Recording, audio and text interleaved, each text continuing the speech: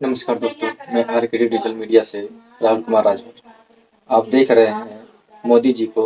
मोदी जी एक टनल में गए हैं। दिल्ली की सुरंग में मोदी जी पीछे बैठने के लिए गाड़ी चल रही है, लेकिन अब ये सुरंग खतरे की सुरंग बन गई है, जिसमें अब किसी को नहीं जाने दिया जा रहा है। आइए सुनते हैं उनका अगला भाषण। भारत को सरसरी नजर से अगर समझना है, उसकी विविधताओं को, उसके उमंग उत्साह की पलों को पाना हो, तो ये टनल की यात्रा करके कोई आएगा, वो विदेशी होगा तो भी वो महसूस करेगा, अच्छा नागालैंड ऐसा है, केरल ऐसा है, जम्मू कश्मीर ऐसा है। मोदी जी, अगर टनल यात्रा से पूरे भारत के दर्शन होते तो मैं आपको एक सलाह दूंगा कि विदेशियों को तो छोड़ दो, भारत के लोगों को भी मत जाने देना, क्योंकि पीडब्ल्यूडी ने एक आदेश जारी किया है और इस टनल को यात्रियों के लिए खतरा बताया है। इसमें बड़ी बड़ी दरारें पड़ गई हैं, ऊपर छत से पानी टपकता है और नीचे जो पानी टपक टपक कर गिरता है उसको निकालने के लिए कोई रास्ता नहीं बनाया गया है। नए भारत में आप इसे सड़क मार्ग नहीं, जल मार्ग घोषित कर सकते हैं। दिल्ली के इस इलाकों को बेनिस घोषित कर दीजिए। नदियों के दिल्ली में अब सुरंग में नाव चला सकते हैं। इस टनल में अगर किसी को जाना है तो वो नाव का इस्तेमाल कर सकते हैं। आज के समय में भारत में इससे अच्छी तस्वीर कोई हो ही नहीं सकती कि जिस सुरंग का उद्घाटन खुद परिवहन मंत्री नहीं, खुद मोदी जी करते हैं, क्योंकि मोदी जी परिवहन मंत्री, रेल मंत्री, विदेश मंत्री सब वही हैं, इसलिए कोई भी काम होता है तो वही करते हैं। आज टनल का फीता भी वही काट रहे हैं। 1 साल से भी कम समय में टनल में दरार पड़ गए और टनल में पानी भर गया है। पीडब्ल्यूडी ने टनल में आने जाने को खतरा भी बता दिया है, जो टनल यात्रियों के समय बचाने के लिए बनाया गया था, लेकिन उसका उल्टा हो गया। एक और भाषण सुनिए मोदी जी का। सब देखने के बाद मैंने जो भाषण दिया अब तक, उससे मैं थोड़ा विपरीत सुझाव देना चाहता। मैं नहीं जानता हूँ एक्सपर्ट लोग मेरे सुझाव को कैसा लेंगे।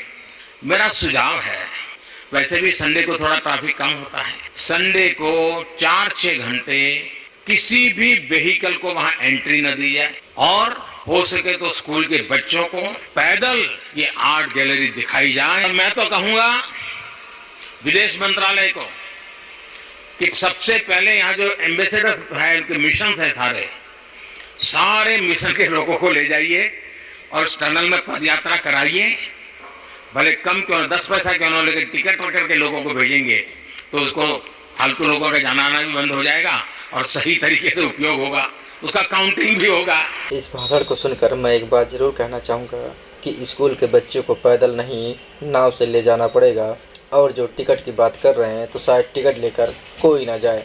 777 करोड़ का घोटाला हो गया और हमारे मोदी जी स्कूल के बच्चों से टिकट लेकर पैदल घूमने की बात कर रहे हैं। 1 साल के अंदर 777 करोड़ रुपए इसी टनल में डूबे हुए पानी में डूब गया है। और इस टनल को बनाने वाली कंपनी L&T को 500 करोड़ का नोटिस भी जारी किया गया है। देखिए ये वीडियो। पार्लियामेंट शुरू होगी तो मैं सब एमपी को कहूंगा कि परिवार के साथ अगर ये योजना बनती है तो जरा पैदल टहल करके आ जाइए। ये बड़ी अच्छी बात कही आपने। भेजिए, अपने विधायकों को भेजिए, सांसदों को भेजिए, कार्यकर्ताओं को भी भेजिए, पैदल यात्रा करवाइए, सबको करवाइए, किसी को मत छोड़िए। इस टनल की तारीफ मोदी जी ने इतना किया है कि शायद नामुमकिन काम को मुमकिन किया गया हो। इस टनल की पूरी सच्चाई क्या है? इस टनल की पूरी सच्चाई ये है कि इस टनल को G20 से पहले बनाया गया था। इसका मतलब G20 से पहले इसका पूरा काम हो गया था और आज ये टनल 1 साल के अंदर बर्बाद हो गया। और पीडब्ल्यूडी ने इस टनल को यात्रियों के लिए खतरा बताया है और छत से पानी टपकता है, बड़ी बड़ी दरारें पड़ गई हैं और टनल के अंदर का पानी निकालने के लिए कोई रास्ता ही नहीं बनाया गया है।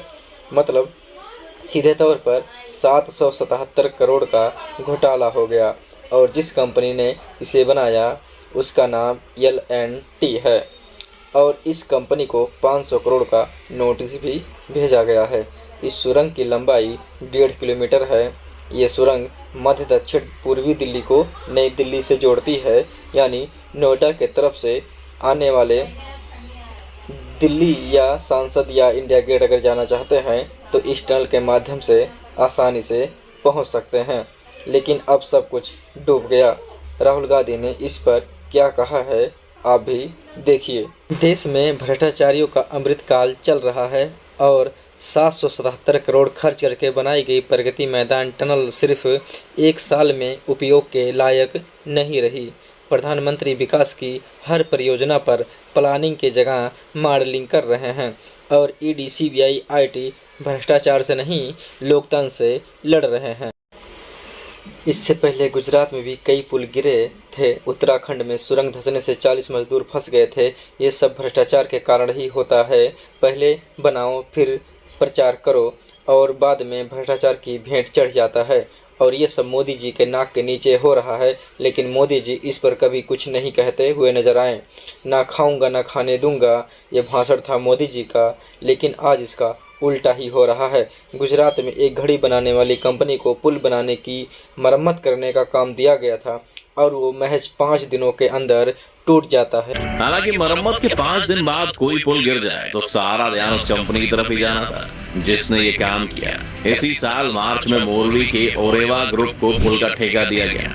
ओरेवा ग्रुप को ज्यादातर लोग अजंता घड़ियों के लिए जानते हैं। वैसे कंपनी कैलकुलेटर, सोलर पैनल और ई बाइक भी बनाती है। ये कंपनी दिवंगत ओवध जी पटेल ने शुरू की थी। घड़ियों के लिए मशहूर मोरवी में ओधव जी को फादर ऑफ वॉल क्लॉक्स भी कहा जाता है। 2012 में ओधव जी के देहांत के बाद कंपनी उनके बेटे जयसुख ओधव जी के हाथ में आई और उन्हीं के नेतृत्व में कंपनी को मार्च का ठेका मिला था। अब हादसे के बाद उस पुल को मरम्मत करने वाली कंपनी ओरेवा ग्रुप पर कई सवाल उठ रहे हैं। ओरेवा ग्रुप के पास मोरवी के केबल ब्रिज की देखभाल की जिम्मेदारी थी। ब्रिज मरम्मत के लिए लगभग 7 महीने से बंद था। इसके बाद हाल ही में 26 अक्टूबर को इसे आम लोगों के लिए खोला गया था, लेकिन हादसे के बाद मोरबी नगर पालिका ने बताया कि कंपनी ने ब्रिज खोलने से पहले प्रशासन से फिटनेस सर्टिफिकेट नहीं लिया था। कॉन्ट्रैक्ट के हिसाब से सफाई, रखरखाव और टिकट कलेक्शन का काम भी प्राइवेट कंपनी को ही करना था। इसके साथ ही टिकट की कीमत का जिक्र भी कॉन्ट्रैक्ट में था। इसके मुताबिक टिकट की कीमत हर साल 2 रुपए बढ़नी थी, यानी पहले साल में टिकट की कीमत 15 रुपए, दूसरे साल में 17 रुपए, तीसरे साल में 19 रुपए। लेकिन सिर्फ कहने वाली बात थी, क्योंकि लोगों की भीड़ को अपने पैसों के लिए यूटिलाइज करने वाली इस कंपनी के ऊपर ये भी आरोप लग रहा था कि इनके लोगों ने उस दिन टिकट को 50 रुपए बेचना शुरू कर दिया था और ऐसी किसी भी लापरवाही को रोकने के लिए वहां पर कोई प्रशासन का आदमी नहीं था। इस हादसे के बाद से ये बात आने वाले इतिहास में इस ब्रिज के नाम से याद की जाएगी कि लोगों की जान कितनी कीमती है और जरा से कंपनी के फायदे के चक्कर में कैसे करीब 150 लोग अपनी जान से हाथ धो बैठे। दोस्तों, शायद इनको जानकारी नहीं थी कि पुल का मरम्मत करने का ठेका किसी ब्रिज बनाने वाले को देना चाहिए था, ना कि घड़ी और कैलकुलेटर बनाने वाले को। दोस्तों, करीबन 150 के करीब लोग की डेथ हो गई। इसका जिम्मेदार कौन है? और ना ही इसका कोई जिम्मेदारी लिया कि किसके कारण यह ब्रिज ढहा और 2 मिनट के अंदर 150 लोगों की जान चली गई। कंपनी पर कोई एफआईआर तक नहीं हुआ और ना ही वहाँ के स्थानीय लोगों ने कोई कंप्लेन दिया।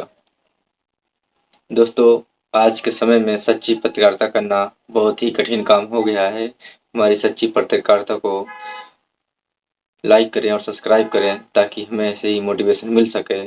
नमस्कार दोस्तों, धन्यवाद।